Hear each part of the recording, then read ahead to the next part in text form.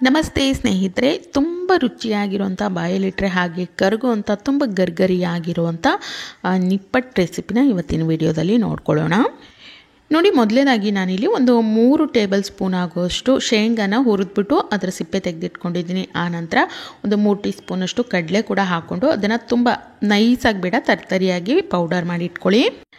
ಇನ್ನು ಈ ಕಡೆ ನಾನಿಲ್ಲಿ ಒಂದು 4 ಕಪ್ಪು ಅಂದರೆ ಹತ್ತತ್ರ ಇದು 1 kgಯಷ್ಟು ಅಕ್ಕಿ ಹಿಟ್ಟಿದೆ. ಇಷ್ಟಕ್ಕೆ ನಾನಿಲ್ಲಿ 1 ಕಪ್ ಆಗುವಷ್ಟು ಮೈದಾನ ಸೇರಿಸ್ಕೊಳ್ತಾ ಇದ್ದೀನಿ. ಈ ಒಂದು ಅಳತೆನಲ್ಲಿ ಸೇರಿಸ್ಕೊಳ್ಳೋದ್ರಿಂದ ತುಂಬ ರುಚಿಯಾಗಿ, ತುಂಬ ಹಗುರವಾಗಿ, ತುಂಬ ಒಂದು ಕ್ರಿಸ್ಪಿಯಾಗಿ ಬರುತ್ತೆ ಈ ಒಂದು ನಿಪ್ಪಟ್ಟು ಅಂತಲೇ ಹೇಳ್ಬೋದು. ಆನಂತರ ನಾನಿಲ್ಲಿ 1 ಹಿಡಿ ಆಗುವಷ್ಟು ಕರಿಬೇವಿನ ಎಲೆಗಳನ್ನು ನೋಡಿ ಕಟ್ ಮಾಡಿ ಸೇರಿಸ್ಕೊಳ್ತಾ ಇದ್ದೀನಿ. ಆನಂತರ ಒಂದು 4ರಿಂದ 5 ಹಸಿರು ಮೆಣಸು ಅದನ್ನು ಸಹ ಕಟ್ ಮಾಡಿ ಸೇರಿಸ್ಕೊಳ್ತಾ ಇದ್ದೀನಿ. ಆನಂತರ 1 ಗಂಟೆಗಳ ಕಾಲ ನಾನಿಲ್ಲಿ ನೆನೆಸಿಟ್ಕೊಂಡಿದ್ದೆ ಹೆಸರುಬೇಳೆ, 1-2 ಟೀ ಸ್ಪೂನಷ್ಟು ಕಡಲೆಬೇಳೆ. ಖಂಡಿತವಾಗ್ಲೂ ನಿಪ್ಪಟ್ಟು ಮಾಡುವಂಥ ಸಮಯದಲ್ಲಿ ಈ ರೀತಿ ನೆನೆಸಿರೋವಂಥ ಕಡಲೆಬೇಳೆ, ಹೆಸರುಬೇಳೆ ಹಾಕಿ ನೋಡಿ, ತುಂಬ ರುಚಿಯಾಗಿರುತ್ತೆ. ಟೇಸ್ಟ್ ಅಂತೂ ಸೂಪರಾಗಿ ಬರುತ್ತೆ. ಖಂಡಿತ ಈ ರೀತಿಯಾಗಿ ಒಮ್ಮೆ ಟ್ರೈ ಮಾಡಿ ನೋಡಿ. ಆನಂತರ 1 ಟೀ ಸ್ಪೂನಷ್ಟು ಜೀರಿಗೆ, 1-2 ಟೀ ಸ್ಪೂನ್ ಆಗುವಷ್ಟು ಬಿಳಿ ಎಳ್ಳು ಏನು ಬರುತ್ತೆ ಅದನ್ನು ಸೇರಿಸ್ಕೊಳ್ತಾ ಇದ್ದೀನಿ. ಇನ್ನು ನಿಮ್ಮ ಖಾರಕ್ಕೆ ಅನುಗುಣವಾಗಿ ಇಲ್ಲಿ ಖಾರದ ಪೌಡ್ರನ್ನು ಸೇರಿಸ್ಕೊಳ್ಳಿ. ನಾನು 1-2 ಟೀ ಸ್ಪೂನಷ್ಟು ಸೇರಿಸ್ಕೊಂಡಿದ್ದೀನಿ. ಖಾರ ಕಡಿಮೆ ಬೇಕಾದರೆ ಕಡಿಮೆ, ಇಲ್ಲ ಜಾಸ್ತಿ ಬೇಕಾದರೆ ಜಾಸ್ತಿ ಕೂಡ ನೀವು ಸೇರಿಸ್ಕೊಳ್ಬೋದು. ಆನಂತರ ರುಚಿಗೆ ತಕ್ಕಷ್ಟು ಉಪ್ಪು, ನಾವು ಮೊದಲೇ ಪೌಡ್ರ್ ಮಾಡಿಟ್ಕೊಂಡಿರುವಂಥ ಈ ಒಂದು ಕಡಲೆ ಮತ್ತು ಶೇಂಗಾದ ಪೌಡ್ರ್ ಏನಿತ್ತು ಅದನ್ನು ಸೇರಿಸ್ಕೊಂಡು ಒಮ್ಮೆ ಇದನ್ನೆಲ್ಲ ಮಿಕ್ಸ್ ಮಾಡ್ಕೊಳ್ಬೇಕು. ಆನಂತರ ಒಂದು 3ರಿಂದ 4 ಟೀ ಸ್ಪೂನ್ ಆಗೋಷ್ಟು ಎಣ್ಣೆಯನ್ನು ಈ ರೀತಿ ಚೆನ್ನಾಗಿ ಬಿಸಿ ಮಾಡ್ಕೊಳ್ಬೇಕು. ಬಿಸಿ ಮಾಡಿರುವಂಥ ಎಣ್ಣೆನ ಹಾಕಿ ಈ ರೀತಿ ಕಲಿಸ್ಕೊಳ್ಬೇಕು ಮೊದಲು ಹಿಟ್ಟಲ್ಲಿ. ಈ ರೀತಿ ಮಾಡ್ಕೊಳ್ಳೋದ್ರಿಂದ ತುಂಬ ಹಗುರವಾಗಿ ಬರುತ್ತೆ, ತುಂಬ ಗರಿಗರಿಯಾಗಿ ಬರುತ್ತೆ. ಬಾಯಲ್ಲಿಟ್ಟರೆ ಹಾಗೇ ಕರಗುತ್ತೆ ಅಂತಾರಲ್ಲ, ಆ ಒಂದು ಹದದಲ್ಲಿ ನಮ್ಮ ನಿಪ್ಪಟ್ಟು ಅನ್ನೋವಂಥದ್ದು ಬರುತ್ತೆ. ಹಾಗಾಗಿ ಬಿಸಿ ಎಣ್ಣೆಯನ್ನು ಸೇರಿಸ್ಕೊಳ್ಬೇಕು. ನಂತರ ನಾನಿಲ್ಲಿ ಸ್ವಲ್ಪನೇ ನೀರನ್ನು ಸೇರಿಸ್ಕೊಂಡು, ಬಿಸಿ ನೀರು ಏನು ಬೇಡ, ತಣ್ಣೀರನ್ನೇ ಸೇರಿಸ್ಕೊಂಡು ನೋಡಿ ಈ ರೀತಿ ಕೈಯಿಂದ ಎಷ್ಟು ನೀರು ಬೇಕಾಗುತ್ತೋ ಅಷ್ಟು ನೀರನ್ನು ಸ್ವಲ್ಪನೇ ಹಾಕ್ತಾ ಈ ರೀತಿ ಕಲಿಸ್ಕೊಳ್ಬೇಕು. ನೋಡಿ, ನಾನು ಕಲಸಿಟ್ಕೊಂಡಿದ್ದೀನಿ, ಹಿಟ್ಟು ರೆಡಿಯಾಗಿದೆ. ಇನ್ನು ಕೈಗೆ ಹತ್ಕೊಳ್ಳೋದಕ್ಕೆ ಸ್ವಲ್ಪ ಎಣ್ಣೆ ಬೇಕಾಗುತ್ತೆ, ಅದನ್ನು ಇಟ್ಕೊಂಡಿದ್ದೀನಿ. ನಂತರ ಈ ರೀತಿ ಉದ್ದನಾಗಿರೋ ಅಗಲವಾಗಿರೋಂಥ ಒಂದು ಬಾಕ್ಸನ್ನು ನಾನು ಇಲ್ಲಿ ತೆಗೆದಿಟ್ಕೊಂಡಿದ್ದೀನಿ. ಆನಂತರ ಈ ರೀತಿ 2 ಉದ್ದನಾಗಿರೋಂಥ ಪೇಪರ್ ಶೀಟ್ ಬೇಕಾಗುತ್ತೆ, ಅದನ್ನು ಕೂಡ ಇಲ್ಲಿ ಎತ್ತಿಟ್ಕೊಂಡಿದ್ದೀನಿ. ಇನ್ನು ನಾವು ಏನು ಕಲಸಿಟ್ಕೊಂಡಿದ್ದೀವಲ್ಲ, ಈ ಒಂದು ಹಿಟ್ಟು ನಿಮಗೆ ಯಾವ ಹದದಲ್ಲಿ ಬೇಕು ಅಂದರೆ ತುಂಬ ದೊಡ್ಡದಾಗಬೇಕು, ಚಿಕ್ಕನಾಗಬೇಕು, ಆ ಒಂದು ಸೈಜಲ್ಲಿ ಉಳ್ಳೆಗಳನ್ನು ಮಾಡಿಟ್ಕೊಳ್ಳಿ. ನೋಡಿ, ಈ ರೀತಿ ಚಿಕ್ಕನಾಗಿ ನಾನು ಮಾಡ್ಕೊಳ್ತಾ ಇದ್ದೀನಿ. ಅಥವಾ ತುಂಬ ಅಗಲವಾಗಿರುವಂಥ ನಿಪ್ಪಟ್ಟು ಬೇಕು ಅಂದರೆ ದೊಡ್ಡ ಸೈಜಲ್ಲಿ ನೋಡಿ, ಈ ರೀತಿ ಎಲ್ಲ ಉಳ್ಳೆಗಳನ್ನು ನಾನು ರೆಡಿ ಮಾಡಿ ಇಟ್ಕೊಂಡಿದ್ದೀನಿ. ಇನ್ನು ಈ ಕಡೆ ನಾವೇನು ಕವರ್ ತೊಗೊಂಡಿದ್ವಲ್ಲ ಅದಕ್ಕೆ ನೋಡಿ ಸ್ವಲ್ಪ ಎಣ್ಣೆಯನ್ನು ಈ ರೀತಿ ಹಚ್ಕೊಳ್ಬೇಕು. ಮೇಲ್ಭಾಗದಲ್ಲಿ 2 ಕಡೆನೂ ನೀವು ಹಚ್ಕೊಳ್ಬೇಕು, ಅಂದರೆ 2 ಕವರಿಗೂ ಹಚ್ಕೊಳ್ಬೇಕು. ಯಾವ ಭಾಗ ನೀವು ಪ್ರೆಸ್ ಮಾಡ್ತಿರಲ್ಲ ಆ ಭಾಗಕ್ಕೆ ಹಚ್ಕೊಳ್ಳಿ. ಆನಂತರ ಈ ರೀತಿ ಉಳ್ಳೆಗಳನ್ನು ಜೋಡಿಸ್ಕೊಳ್ಬೇಕು.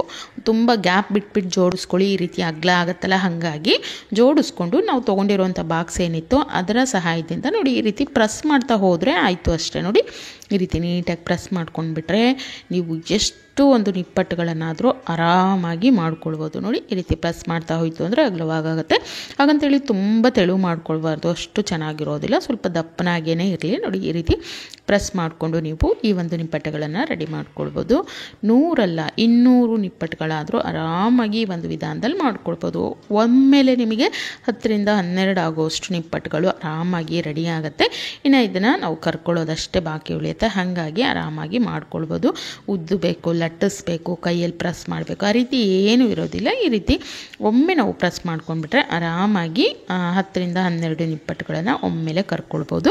ಜಾಸ್ತಿ ಎಣ್ಣೆ ಹಾಕಿಬಿಟ್ಟು ಈ ರೀತಿ ಎಣ್ಣೆ ಚೆನ್ನಾಗಿ ಕಾದ್ಮೇಲೆ ನಾವು ಮಾಡಿಟ್ಕೊಂಡಿರುವಂಥ ನಿಪ್ಪಟ್ಟುಗಳನ್ನು ಹಾಕಿ ಅದು ಸ್ವಲ್ಪ ಚೆನ್ನಾಗಿ ಬೇಯಬೇಕು. ಅಂದರೆ ಮೇಲ್ಭಾಗದಲ್ಲಿ ಚೆನ್ನಾಗಿ ತೇಲ್ ಬರುತ್ತಲ್ಲ, ಆ ಸಮಯದಲ್ಲಿ ಚೆನ್ನಾಗಿ ಬೆಂದಾದಮೇಲೆ ಈ ರೀತಿ ಮತ್ತೆ ಉಲ್ಟಾ ಹಾಕಿಬಿಟ್ಟು 2 ಬದಿ ಚೆನ್ನಾಗಿ ಬೇಯಿಸ್ಕೊಂಡ್ರೆ ನಮ್ಮ ನಿಪ್ಪಟ್ಟುಗಳು ರೆಡಿ ಆಗುತ್ತೆ. ನೋಡಿ, ಈ ರೀತಿ ಸ್ವಲ್ಪ ಕಲರ್ ಚೇಂಜ್ ಆದಮೇಲೆ ನಿಪ್ಪಟ್ಟುಗಳನ್ನು ತೆಕ್ಕೊಳ್ತಾ ಇದ್ದೀನಿ.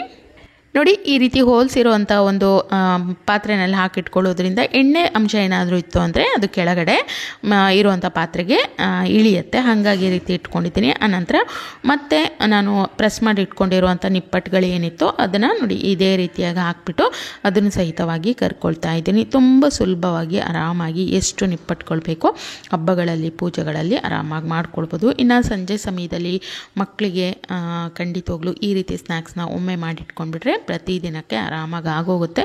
ಎಷ್ಟು ನಿಪ್ಪಟ್ಟುಗಳು ಬೇಕೋ ಒಬ್ಬರೇ ಮಾಡ್ಕೊಳ್ಬೋದು, ಯಾರ ಒಂದು ಸಹಾಯನೂ ಇಲ್ಲದೇ ಆರಾಮಾಗಿ ನಿಪ್ಪಟ್ಟುಗಳನ್ನು ಮಾಡ್ಕೊಳ್ಬೋದು. ನೋಡಿ, ನಾನು ಮುಳ್ದಿರೋವಂಥ ಎಲ್ಲ ನಿಪ್ಪಟ್ಟುಗಳನ್ನು ಇದೇ ರೀತಿಯಾಗಿ ಮಾಡಿ ಎತ್ತಿಟ್ಕೊಂಡಿದ್ದೀನಿ. ನೋಡಿ ಎಷ್ಟು ಗರ್ಗರಿಯಾಗಿ ಬಂದಿದೆ, ತುಂಬ ಕ್ರಿಸ್ಪಿಯಾಗಿ ಬಂದಿದೆ. ಖಂಡಿತ ಈ ರೀತಿಯಾಗಿ ನೀವು ಕೂಡ ಒಮ್ಮೆ ಈ ಒಂದು ನಿಪ್ಪಟ್ಟು ರೆಸಿಪಿನ ಟ್ರೈ ಮಾಡಿ ನೋಡಿ, ತುಂಬ ರುಚಿಯಾಗಿರುತ್ತೆ. ಮಾಡ್ಕೊಳ್ಳೋಂಥ ವಿಧಾನ ಕೂಡ ತುಂಬ ಸುಲಭವಾಗಿದೆ. ಎಷ್ಟು ನಿಪ್ಪಟ್ಟುಗಳು ಬೇಕೋ ಆರಾಮಾಗಿ ನೀವು ಒಮ್ಮೆಲೆ ಮಾಡಿ ಈ ರೀತಿ ರೆಡಿ ಮಾಡಿ ಇಟ್ಕೊಂಡ್ಬಿಟ್ರೆ ಸಂಜೆ ಸಮಯದ ತುಂಬ ಕ್ರಿಸ್ಪಿಯಾಗಿರೋವಂಥ ಒಂದು ಸ್ನ್ಯಾಕ್ಸ್ ರೆಸಿಪಿ ರೆಡಿಯಾಗಿ ಯಾವಾಗಲೂ ಮನೆಯಲ್ಲಿ ಇರುತ್ತೆ. ಖಂಡಿತ ಒಮ್ಮೆ ಟ್ರೈ ಮಾಡಿ ನೋಡಿ, ಯಾವ ರೀತಿಯಾಗಿ ಬಂತು ಅಂತೇಳಿ ಕಮೆಂಟ್ ಮಾಡಿ ತಿಳಿಸಿ. ಈ ರೀತಿ ಮತ್ತಷ್ಟು ಹೊಸ ರೆಸಿಪಿ ವಿಡಿಯೋಗಳಿಗಾಗಿ ಯಾರೆಲ್ಲ ಸಬ್ಸ್ಕ್ರೈಬ್ ಆಗದೇನೆ ವಿಡಿಯೋನ ನೋಡ್ತಾ ಇದ್ರೋ ತಪ್ಪದೇನೆ ಸಬ್ಸ್ಕ್ರೈಬ್ ಮಾಡ್ಕೊಂಡು ನೋಡಿ. Thank you.